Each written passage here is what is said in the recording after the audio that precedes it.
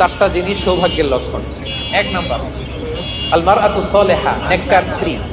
নেককার কি? দুই নাম্বার, আল মাসকানুল ওয়াসি', প্রশস্ত বাড়ি, প্রশস্ত বাড়ি। তিন নাম্বার, আল জারু সালিহ, গুড নেইবার, ভালো প্রতিবেশী। চার নাম্বার, আল মারকাবুল হানি, সুইট রাইড, মানে ভালো বাহন বা যানবাহন। চারটা থাকলে এটা একটা সৌভাগ্যের আলামত।